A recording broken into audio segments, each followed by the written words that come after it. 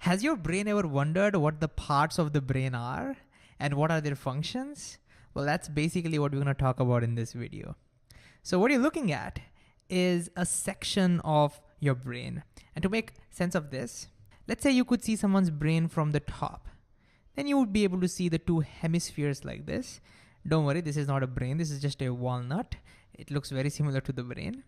But let's say these are two hemispheres. Now, imagine you cut this walnut, and then you look at the inside side of this one. Then you would see something like this, right? The inner side of one of the halves. Well, that's basically what we're looking at. It's the inner side of one of the hemispheres, okay? So let's get rid of that and look at the different parts. We can broadly divide our brain into three parts. The forebrain, which is this big yellow section. The midbrain, which is this tiny pink section. And the hindbrain, or the lower brain, which is this blue section. Usually when we say humans have big brain, we're basically talking about this forebrain section, okay? And then the midbrain is actually the beginning part of the brain stem. Brain stem is on top of which the forebrain sits. The brain stem connects the forebrain to the spinal cord. This continues as the spinal cord. So the beginning section of that brain stem is what we call as the midbrain. And then the later section of the brain stem is a part of the hindbrain, right? This is the hindbrain. And the hindbrain also consists of this section. You know, this itself looks like a mini brain all by itself, but that and the remaining portion of that brainstem is basically what we call the hindbrain. Okay, so what are the functions of them? Before we get into the details, to get a broad sense of what these parts do, we can think that the forebrain is responsible for all the voluntary functions, and the midbrain and the hindbrain together are responsible for all the involuntary functions. So when I say voluntary, think about all the actions that you carry out consciously by thinking about them, like to take a walk, or maybe to talk to someone, or decide to watch this video about brains. So all of that is from your forebrain. And of course, we'll talk more details about that in a second. And when I say involuntary functions, there are some functions that are happening in your body which are not in control, which you're not in control of. For example, your heart beating, or maybe your digestion. You're not in control of those, right? So those are mostly taken care by your midbrain and the hindbrain. So how do we remember which part does which? Well, the way I like to think about it is I remember that what makes humans special is their big brain, big forebrain. And I remember that we have this amazing intellectual ability, right? Our intelligence. So forebrain gives us our intelligence. So it's because of that I can do all my thinking and all my decisions, and also I can walk and talk because of this. So that's how I basically remember forebrain controls voluntary actions. With this in mind, let's look at the functions and the parts in a little bit more detail. So let's zoom out a little bit, and I've made some space so that we can write more parts. So let's start with the forebrain. If you look at the forebrain, you can again kind of see two sections of it. The outer section, which contains a lot of folds, and the inner section. Let me shade that inner section a little bit darker so we can identify that. So the outer section, right, this big giant outer section, it's called the cerebrum. The cerebrum. This whole outer section, which I have colored with light yellow, is the cerebrum. And we're not going to look at further parts of that, okay? So that's the outer section for us. If you look at the inner section, we're going to look at three parts of the inner section, okay? One part, which is over here. So let me put an arrow mark like this. Then one part, which is a little below that, which I'm going to write over here somewhere. Okay, wait a second. Yeah, let me write that over here. And this small thing that you can see, that one. These are the three parts that we need to remember, at least for our syllabus, okay? So this one, you know what we call that? That is called the thalamus. Let me use this color, okay. It's called the thalamus. And these are all Greek names, okay? So it will not make sense to us.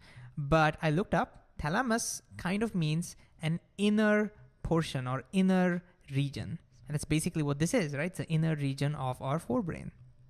So the part that comes below that is called hypothalamus. So the next part is hypothalamus. And hypo kind of means lower, so it's the lower part of the thalamus, hypothalamus. And this last part, which we'll be interested in, this one, this small thing that you can see over here, that is called the pituitary gland. Pituitary gland, right? This part over here, okay? So these are the 4 parts of our forebrain. So these are the only parts that we'll concentrate on. So let me just put them together. So this is your forebrain parts. All right, so what do they do? What are their functions? We don't have to look at the individual functions. We don't have to do that.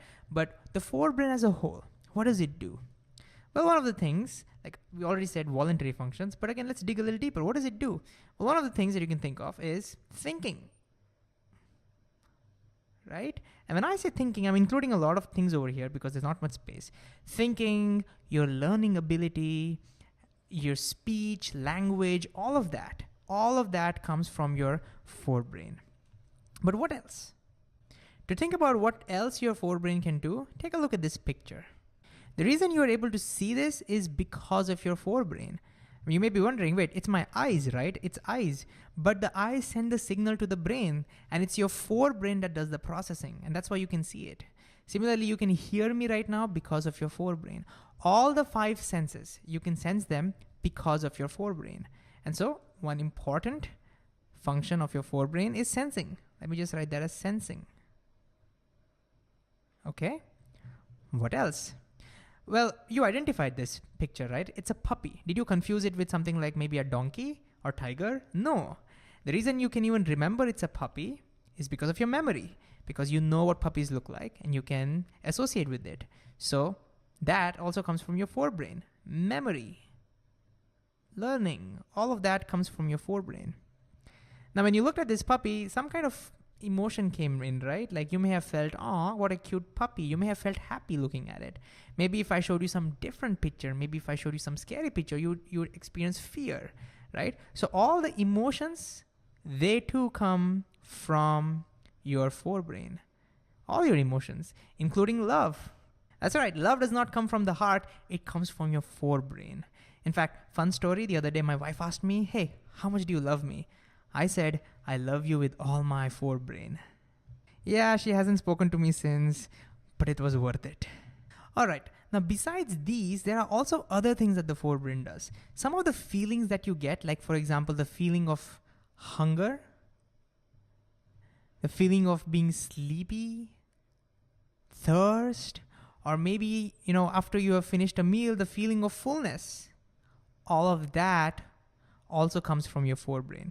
Actually, that comes from this part of the forebrain, but we don't have to remember all those things. So these are some of the functions of your forebrain. So what's next? We're not going to look at the parts of the midbrain. It's a tiny section. We'll not look at its parts. So let's jump directly to the hindbrain. If you look at this brain stem over here, the bluer section, you can actually see 2 distinct regions over there. So one region, one lump over here, and one more here, right?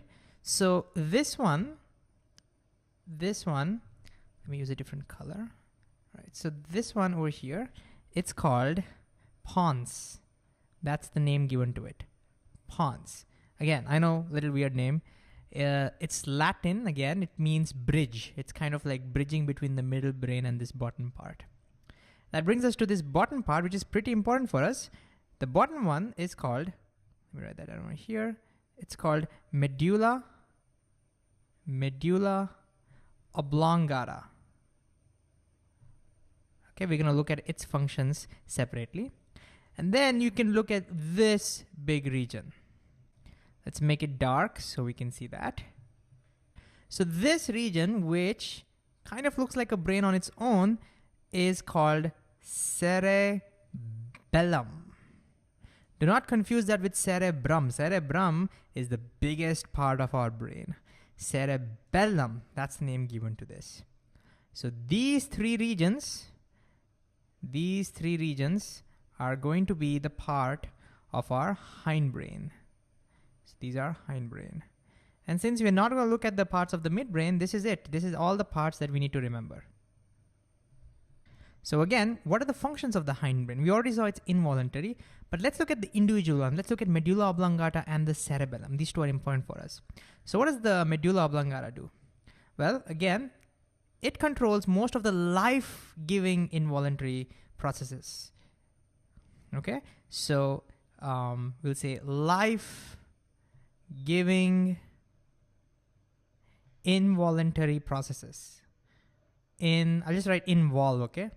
Involuntary processes. That means these are the most essential for life, like your heart beating, your breathing, digestion, all of those essential things are taken care by your medulla oblongata.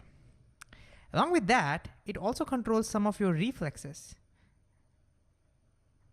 Now, if you've studied about reflexes before, you may be wondering, hey, isn't that controlled by your spinal cord? Yes, some of them are controlled by the spinal cord, but some of the reflexes, like your sneezing, coughing, those are controlled by your medulla oblongata, all right? The idea is the reflexes are not controlled by your thinking part of the brain. None of the reflexes are controlled by the forebrain. That's why they're even called reflexes. But the medulla does control some of your reflexes as well. So these are the two major functions of the medulla. Okay, what about the cerebellum? It's getting a little crowded. I hope you can see them apart. So again, I'm gonna put some division over here. Anyways, so what does cerebellum do? Well, cerebellum also has some involuntary function, but it's a little different. One of its function is to maintain balance. Balance. Now what I mean by this is, if you want to do even the simplest of the simplest tasks, like walking or maybe holding a cup, these things requires careful calculation, coordination. You have to think about where the gravity is and all of those stuff, right? If you try to build a robot, it's then you actually see how complicated those things are. But we do it with ease. That's because of our cerebellum, because it is the one that maintains balance. And along with that, another major function is motor memory. Motor memory. What's that? Well, think of riding a bicycle. With the first time when you were trying to learn the bicycle, you were using a lot of your forebrain. You were learning.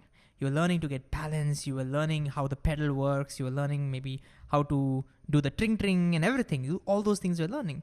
But once you learned that, once you've done enough practice, now when you want to ride your bicycle, you don't even think about it.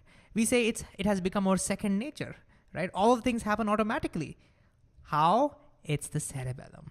That's what we call as motor memory. Another example could be, let's say when you're typing on a keyboard, if you have enough practice, you don't have to look down anymore. You don't have to worry about which keys are where. It just automatically happens. Motor memory. So all those things are controlled by the cerebellum.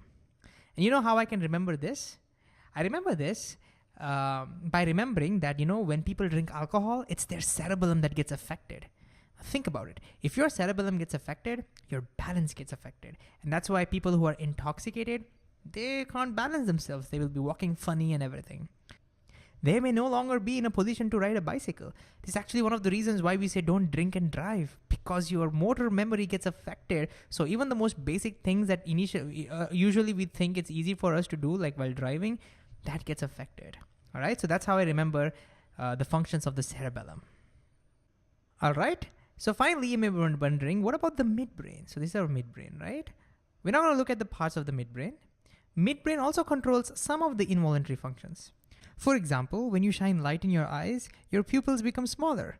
That is controlled by your midbrain. So the midbrain also controls some of your involuntary functions, but we're not gonna look at that. And this is pretty much it for us. Now, since this screen itself contains the entire summary, why don't you try pausing the video and then revise and then see if you can recall all the parts and the functions without looking.